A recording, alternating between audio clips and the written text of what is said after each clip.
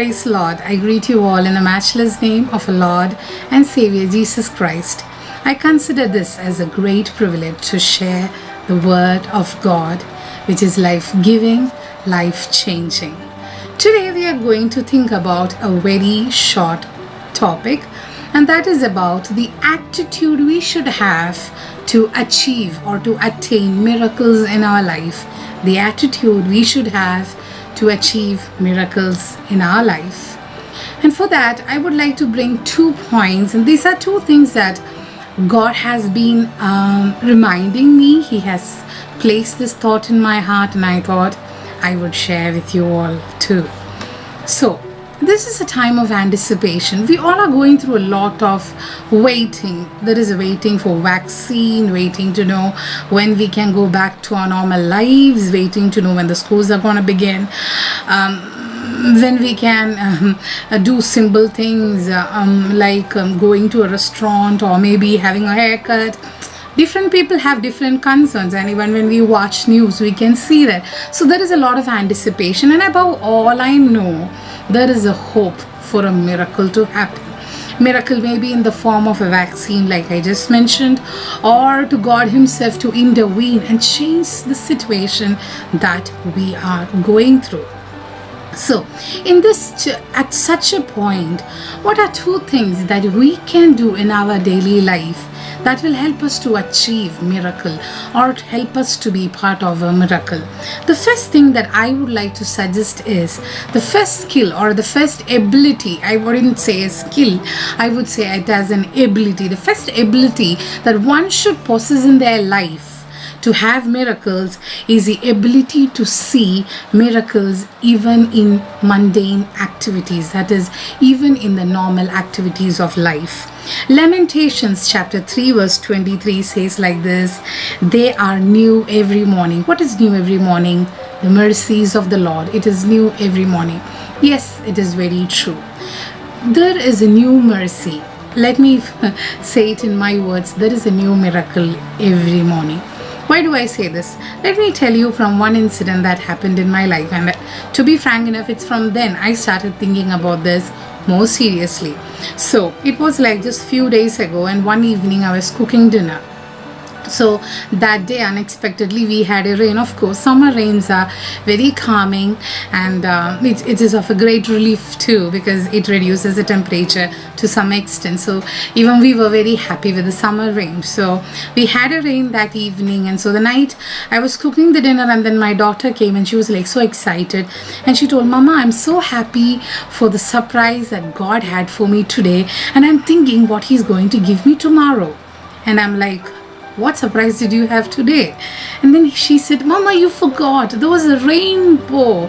And I was like, "Yeah." And then when she was telling this, I remembered actually when I saw the rainbow outside, I was busy explaining to her what happens, all the physics I know, that when the rain drops and when the sun rays, they come together, then the rainbow forms. And then I was busy explaining to her as something normal, something expected. And I even told her, "Go out now, you will see a rainbow." And then she was like, "Yes, there is a rainbow." And then that night she's coming to me and saying, "Mama, that was God's surprise for me." And she was even excited to know what is God's surprise for her the next day. Of course, in her boring life of being at home, quarantine, of course, lockdown, cannot go out, no school, no friends, being the only child, she wanted something new to happen, something surprising, and she believed that rainbow was something surprising in her life from God himself. And that kept me thinking. That word from her made me think.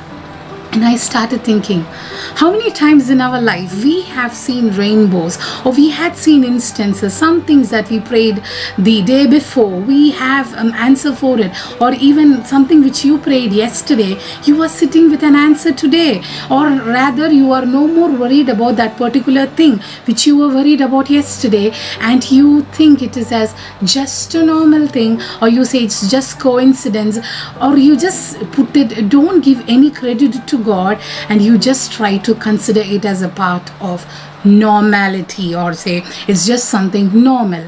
But this is something which I believe that we need at this point. When we are expecting God to do something in our life, this is one attitude that we should possess in our lives. The attitude of being able to see miracles even in the mundane things of the life, even in the simple things. See how God is doing. Yes, I did share about this in my talk which I had about being grateful. But yes, even in the smallest things that is happening in our life, how much are we being able to thank God for His faithfulness, for what He has done in our lives? Are we able to do that?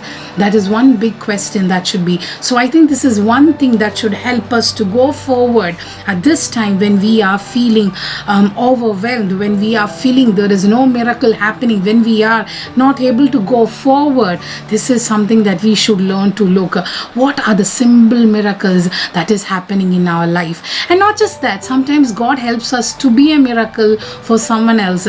I remember I called somebody randomly and I started speaking, and then they thanked me for calling, and then I was so happy. So and there are people who called me at the least expected times, and it challenged me, it encouraged me. So yes, we can be a miracle, and we can also witness miracles in our lives.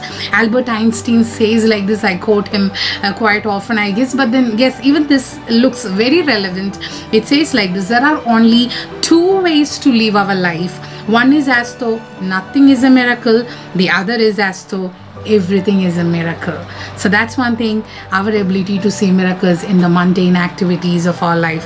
What's the second thing that I would like to say? Second is our ability to trust God on the basis of what He has done earlier. When we look in the Gospel of Mark chapter 4 verses 40, you can see so that what is a particular incident there.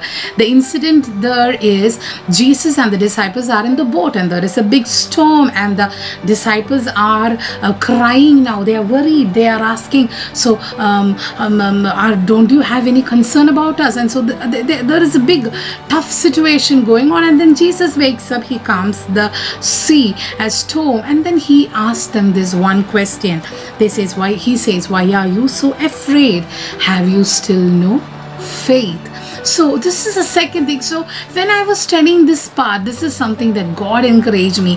He said like this: in your life, when you face a new storm, when you face something new which you have never been through, what God is expecting us is to trust Him on what He has already done for us. Yes, my dear friends, we should be able to see God even in the normal, simple things of life. But there will be times in our life when you don't have anything to hope for, when you don't have anything to keep your trust on, when you think, how can I stay strong? How can I keep up my faith? How can I keep going?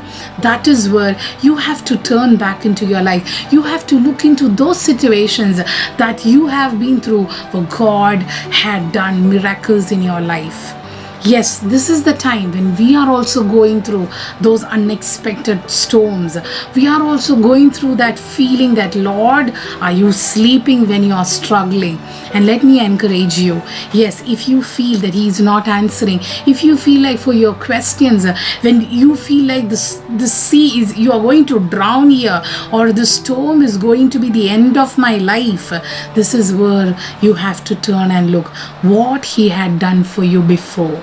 And if He has been faithful, let me tell you, my dear friends, He will continue to be faithful. So these are the two things that I want to encourage you about miracles, the attitude that you should have. One is, look for those simple miracles that is happening in your life, in your mundane, like whatever simple things you are doing.